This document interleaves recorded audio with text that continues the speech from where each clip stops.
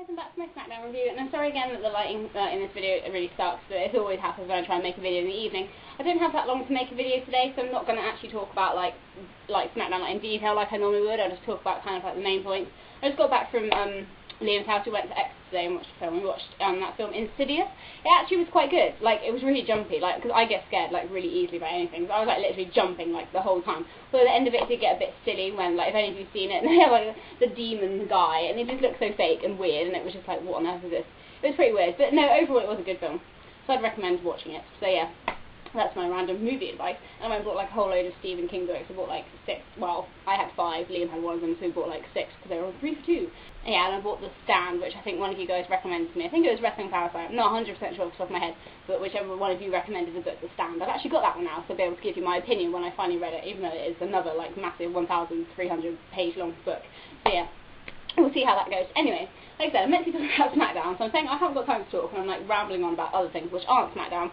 I just feel that Smackdown these days, or at least at the moment anyway, it's just kind of a show that I don't watch because I anticipate it. I kind of watch it out of routine. You feel like you know exactly how Smackdown's going to pan out. Like, they're going to have like, the opening segment with the main eventers, then they're going to have a couple matches that are okay, not that great, and, you know, and they have the From the Vault thing, and then they have like a couple more matches, and then you get the main event, which is like the most interesting match on the card. That's just how Smackdown seems to go, like, all the time. Like, the middle bit, generally, I don't really care that much about it, apart from the, you know, the opening segment and the main event bit are the bits which you're most, like, obviously looking forward to.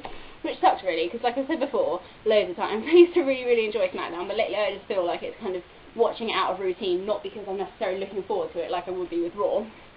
But anyway, so, like I said, opening segment, you know, it's like the whole discussion, like, who should be number 1 contender, and again, it's, you know, Christian and Sheamus and Mark Henry, because he's like the only main event guys that you've got on the show at the moment, so it's always kind of going to be between them. Teddy Long comes out and says, you know, they're going to have a match to determine the number 1 contender, which, you know, is going to happen. You know, they've done this on Raw, and they've done this before with these guys. Sin Cara and Chavo Guerrero have another match. This one was slightly better. Chavo didn't, they didn't botch the finish on this one. Sin Cara wins with like another really like awesome move. Just thought it was really cool how he did that. Cody Rhodes, they just need to get him in a proper feud. So hopefully this feud of Daniel Bryan's actually going to stick, and it's not just going to be like a random match like all of his other opponents over the last few weeks have been. But yeah, no, fairly decent match. Cody Rhodes tapped out the LaBelle lock, but he didn't even lock it on properly, so he just like tapped out rather than, you know, going through the pain, and then attacked Daniel Bryan after the match. So that was okay. The core angle with Ezekiel Jackson, it's a bit like, like I've never, you know, like I've said like 100 times, never really been a fan of the core. But, you know, Ezekiel wins by DQ, but at least now he's starting to look like he's strong enough to take on the Court, because he was the one who was left standing in the ring instead of the Court for once. When they said there was going to be Great Khali versus Kane, I was like, you've got to be kidding me. I really never wanted to see this match again. When they had the whole feud in like 2009 with that Singapore Kane match, that was just the worst thing known to man. It was just a terrible feud. So when I saw this build on the card, I was like, oh, you've got to be kidding me. And it was pretty bad. Khali just, I know, he's, you know, this like really big guy. Of course, he's not going to be like have like loads of athletic skill, but he's just so boring to watch. It's unbelievable.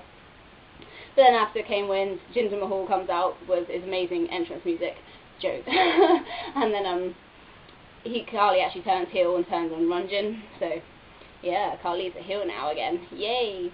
Booker T asked Michael Cole to get in the ring. I'm actually talking about the whole of SmackDown, but as you can see, I'm not going into massive detail. Booker T asked Michael Cole to get in the ring.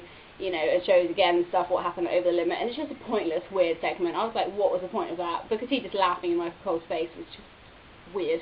Didn't need to get in the ring and actually do that. He could have just quite easily done that on commentary.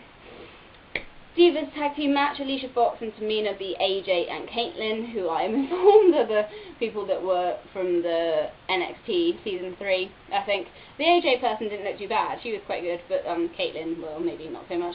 But yeah, scissors kick by Alicia gets the win. And then the main event was a triple threat match to determine number 1 contender, and Sheamus wins. At least it wasn't Mark Henry, but to be fair, you know, like I said, it's just getting like kind of uninteresting, because Mark Henry I don't want to see in a championship match at all. Sheamus and Randy Orton I fought before, and obviously if they keep doing Randy Orton and Christian, it's going to, like, you know, take the, you know, like novelty away, if that's the right word to use. But, you know, it wasn't too bad of a match.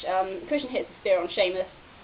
Mark Henry, like, obviously annoys Randy Orton, who comes out of the ringside, so Randy Orton hits Henry with the RKO, but obviously because of the, RKO, the ref didn't see Christian pinning Sheamus, and then Sheamus wins with a bro kick on Christian. So it's going to be Sheamus versus Randy Orton for the title next week on Smackdown. You know, make it, you know, for like the pay-per-view or whatever, but that doesn't really mean that well, it doesn't seem like they're having that much high hope for Sheamus. They're going to put the title match on Smackdown next week. Although to be fair, after Randy Orton did win the title on Smackdown. So we'll see what happens anyway. So just a generally kind of average Smackdown, really. I don't know. I hope Smackdown does pick up, because at the moment I think it's just the whole main event situation, really. It's a bit like, you don't really like look forward to it, because you know it's just revolving around like the same people like all the time. But we'll see what happens anyway. So yeah, I should be back on Wednesday for my Raw review. I'm working on Wednesday this week because I swapped my days off so that I can go on holiday on Thursday. So I hopefully will be able to get a Raw review up, and I won't be able to do one at the weekend next week unless I decide to watch Smackdown as soon as I get back from holiday, which I doubt. But yeah, so hopefully I'll get a video up for Wednesday. If not, then it won't be until the following week. Yeah. So I hope you guys have a great weekend, and yeah, I will see you whenever my next video is. Bye.